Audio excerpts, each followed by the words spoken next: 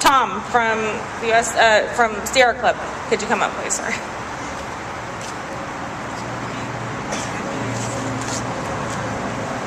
Hi, my name is Tom Palateo. I am the co-chair of the Sierra Club Harbor Vision Task Force. We work in goods movement and ports issues.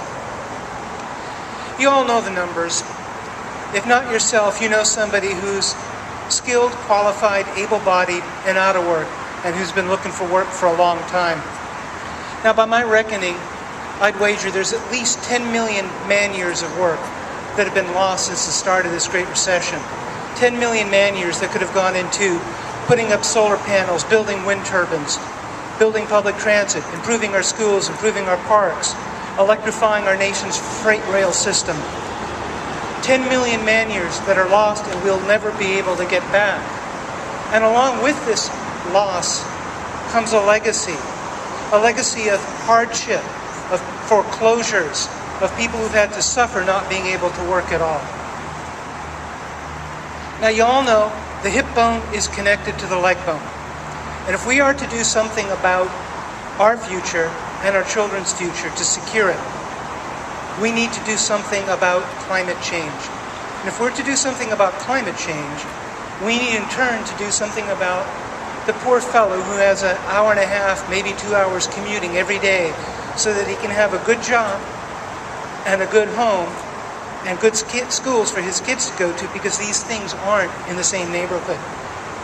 And if we're going to do something about that, we need to do something about urban poverty. And if we're going to do something about urban poverty, we need in turn to do something about wages and jobs.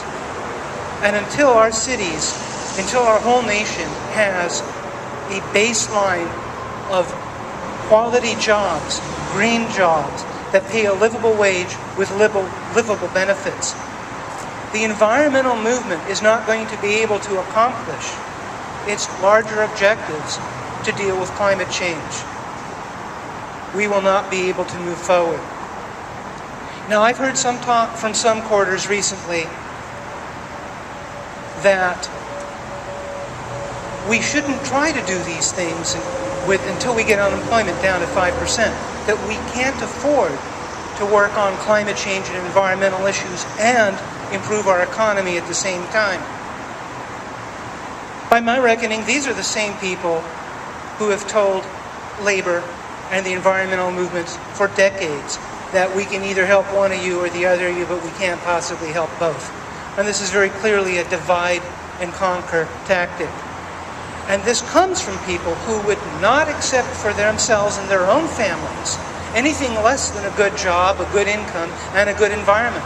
Yet they would expect the rest of working America to live in those circumstances. This is wholly unfair. In starting to work with the Teamsters, which we first started to do in 2002, and then we teamed up with more labor and environmental movements on the Clean Trucks campaign for the ports of Los Angeles and Long Beach, we have accomplished something that we would never have been able to accomplish on our own. We have accomplished something that the Teamsters had tried for 20, 25 years and were not able to accomplish. But by having the Sierra Club, the Teamsters, Change to Win, the Los Angeles Alliance for a New Economy, the National Resources Defense Council, the Coalition for Clean Air, and other labor and environmental groups join up locally, and then again under the directorship of Change to Win in a national coalition, we have been able to accomplish something that none of us could have dreamt of on our own. This is the strength of working together. This is the strength of putting yourselves on the same page and finding a common vision. And with respect to this issue of climate change now, with respect to the issue of putting America back to work, I urge you all to recognize the connection and to work and to fight for them, and not to let the naysayers divide us up. Thank you very much. Thank you very much, Tom.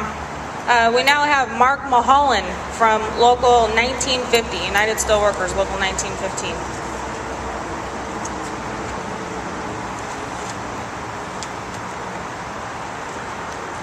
My name is Mark Mulholland from Local 1915 out of Fremont, Ohio. And I came here to kick off this Blue-Green Alliance tour. The job's not done. We really need to get better legislation passed, or some legislation passed, to save our jobs in America. It's the #1 problem in America now. That's why our economy is as bad as it is. We can do this by passing legislation to promote the green jobs, to promote the building of these windmills, to the building of solar panels. It means jobs, millions of jobs across America, and we're going to be traveling from coast to coast and to bring the messages to the senators that, you know, there's a lot of people out of work out there right now. Maybe you guys shouldn't have took a break for the summertime. Maybe you ought to be there working. So thank you. Thank you very much, Mark. So that wraps up our speakers, and as we said before, this is the beginning of a national bus tour. We are kicking it off here in Carson, California. Thank you very much.